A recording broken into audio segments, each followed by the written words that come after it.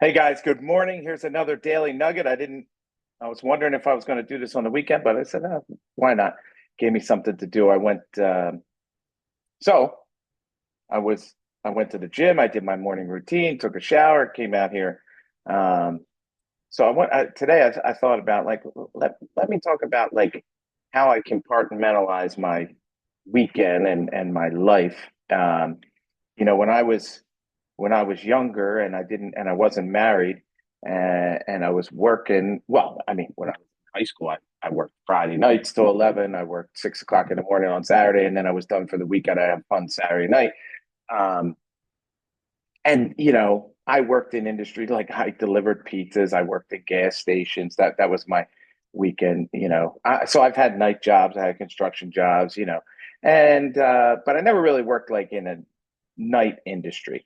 Um, just a little bit when I was a kid. Anyway, when I was working after college, and I started getting real estate, and I had some businesses in real estate. I would basically I wouldn't require people to work, but they would be in my good graces if they worked Saturday morning. Um, and I like to work Saturday morning. I would go in a little bit later. I wouldn't stay a full day. Um, and I would get a lot of stuff. It would be catch up stuff, but honestly, I wasn't getting anything done. I don't even know. It's kind of like I had nothing else to do, and I went there, which I catch some of my students doing that are business owners, and you have this like when you're a business owner, you have this guilt like sometimes like in a regular day. Um, you have this guilt like it's 4:30, it's really nothing for you. You don't have anything to do, and you feel like you should stay later or you shouldn't be the last one. And listen, that works when you're in your 20s, but when you're in your late 30s, 40s, 50s, like go home, spend time with your family. There's no reason for you to be at the office. Like, you just feel guilty to be there. Um, but anyway, um, so once I had my first child, Liam, who's 9 now, I said, especially when he's young, I started taking Fridays off. Like I would work and Fridays and the weekends off. And I said, I want to spend time with my kids. And eventually I went back to working Fridays, but I really made the weekend like off limits. And I wish I did that, you know, I wish I did that a long time ago. So now, I'm married, I have kids, and I as a man and the earner and head of household, I always say that it's tough. Like your job is to earn money for the family, so you put 100% of your effort into that. And then when you have kids, you want to be a good father. So then you might be exhausted after work, but you're still trying to put a good effort into that. And then person that gets left out is your wife or your husband if you're a woman. Um, and so I just don't agree with that. I think you need to give 100% to everything that you do. And actually, one of the things um, that I like to say is, how you do anything is how you do everything. So I've changed my life that, come, you know, actually, I make my Fridays where they're early. I might get done at 1 o'clock. I might still mess around doing stuff, but nothing I have to do. And if I want to go to have lunch, have a nice lunch, I go have a nice lunch. If my kids are off from school, I'll take them somewhere. But I definitely am, dating my wife on a Friday or a Saturday night. Getting older, I can't do both nights. But like, last night we went to dinner and had a great dinner, and then we went out for drinks. We probably got in at like 2 o'clock. But I want to spend time with my wife. I think it's important that you spend time with your family. And today on a Saturday, when I do my affirmations in the morning, I one of my affirmations is that I'm the best husband that anyone could be. I'm the best father that anyone could be. um, and some of my affirmations really, I feel them more like on the weekend. Like when I'm doing that affirmation I do today, like I'm like, okay, I'm going to be the best father. Like I gave my wife time last night. I'm sure if she wants time today, I'll give it to her too. But now my focus is no work. My focus is how can I be the best father ever. And my kids are messing around playing games right now. When they're ready, they're ready. Sometimes I'm ready. I'm like, hey, you guys want to do something? They don't want to leave the house, but you know, I'm sure they will come out and say, I want to go bowling or I want to go, play some whatever they want to do, and whatever they want to do, I will do.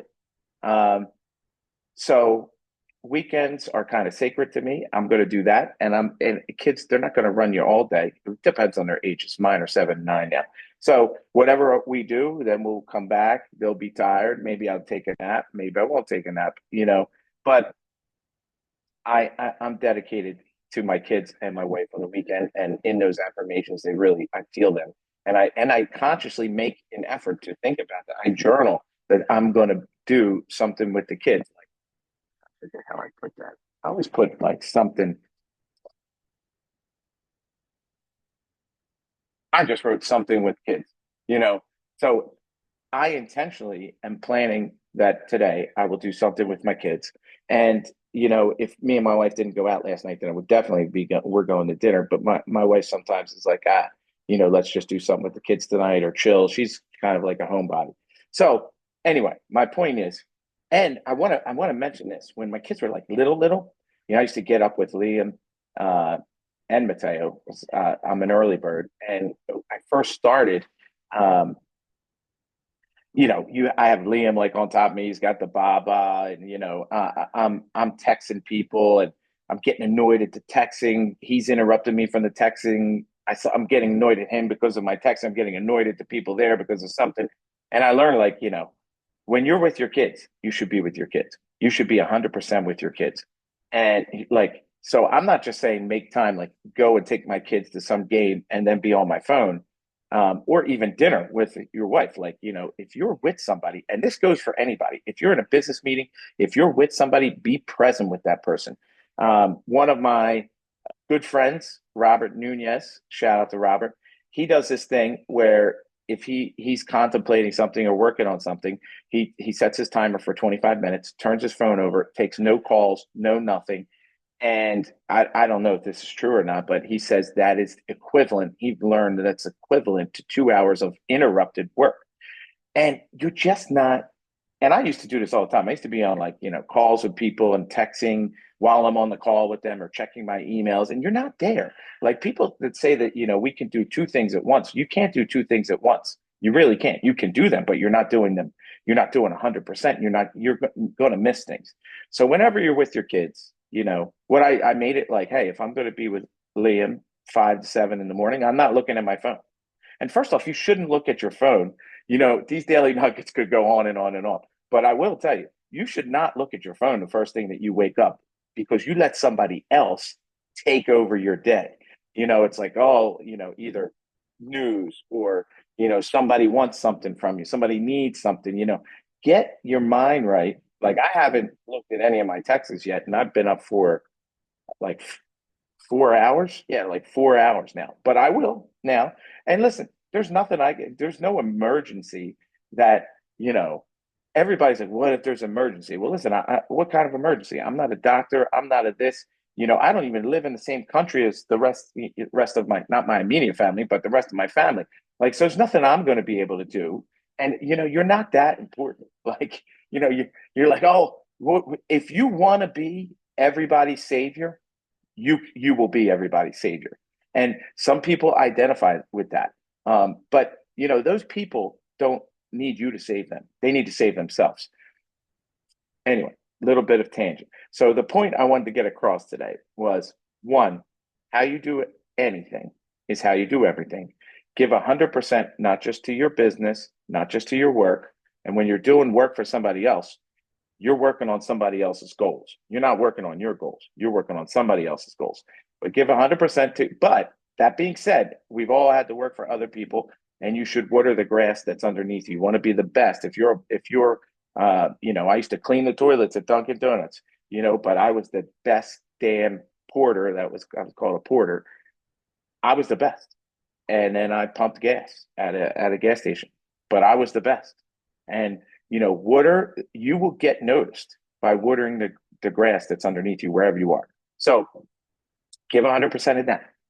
give 100%. If you're not married, give 100%, in those relationships. If you're not into having a relationship, give 100% to being single. Like, enjoy it. You might not get it back, you know? And when you have kids, give 100% to them. So how you do anything is how you do everything. And, like, that was the point of this. And when you're with somebody, be 100% present. Be 100% present with whoever you are. You will go farther, and listen. You have two ears, so you're supposed to listen twice as much as you talk. And smart people listen. And here I am talking to you. So anyway, I'll leave it at that. I hope you guys have the best Saturday of your life. I'll see you maybe tomorrow. See you guys.